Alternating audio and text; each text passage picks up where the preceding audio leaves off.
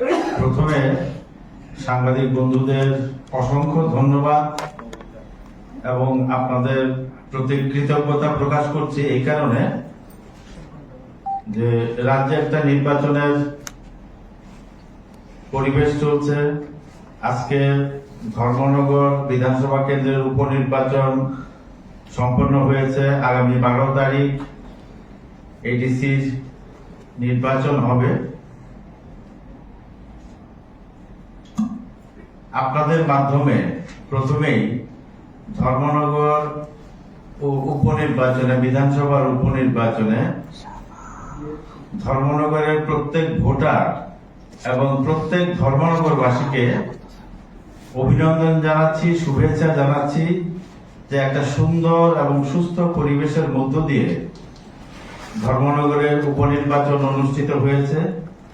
সেই সঙ্গে নির্বাচন কমিশনকে, রাজ্য নির্বাচন কমিশনকে অভিনন্দন জ্ঞাপন করছি পার্টির তরফ থেকে যে অত্যন্ত সুন্দরভাবে এই নির্বাচনী কর্মকাণ্ডকে, আজকের যে ভোটদান পর্ব সেটাকে সম্পন্ন করার জন্য আর আপনাদের প্রতি কৃতজ্ঞতা প্রকাশ করছি।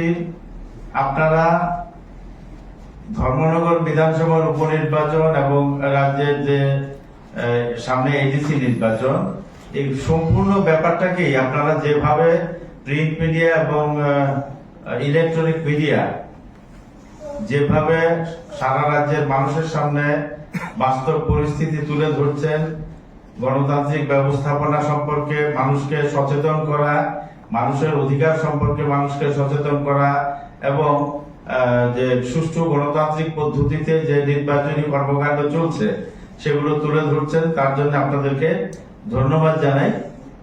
ধর্মনগর বিধানসভা কেন্দ্রের উপনির্বাচনে আমাদের কাছে এখন পর্যন্ত যতটুকু খবর আছে সম্পূর্ণ শান্তিপূর্ণভাবে নির্বাচন হয়েছে এবং সেই নির্বাচনে আমার কাছে যতটুকু খবর আছে 79.99% ভোট কাস্টিং হয়েছে।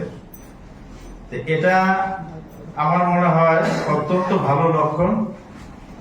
বেশি সংখ্যক ভোটার যখন ভোটদানে অংশগ্রহণ করে তখন গণতান্ত্রিক ভোটারদের মধ্যে গণতান্ত্রিক যে চেতনা, সেই চেতনার বহিঃপ্রকাশ ঘটে। এটা অত্যন্ত ভালো লক্ষণ। আমরা আশা করব যে ধর্মনগর উপনির্বাচনের যে ফলাফল, সেই ফলাফল আমাদের পক্ষে যাবে, ভারতীয় জনতা পার্টির পক্ষে যাবে। ভারতীয় জনতা পার্টির প্রার্থী শ্রী জহর চক্রবর্তী দীর্ঘদিনের ভারতীয় জনতা পার্টির কার্যকর্তা, অত্যন্ত ভদ্র এবং কি বলবো দায়িত্বশীল কার্যকর্তা।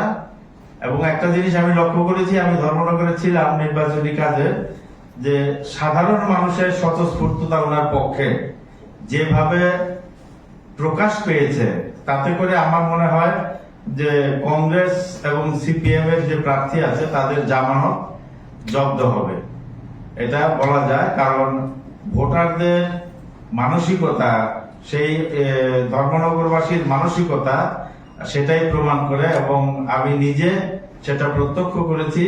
আমি আশাবাদী আমাদের প্রার্থী বিপুল ভোটে জয়লাভ করবেন এবং বিরোধী দলের কংগ্রেস এবং সিপিএম এর জামানত জব্দ হবে।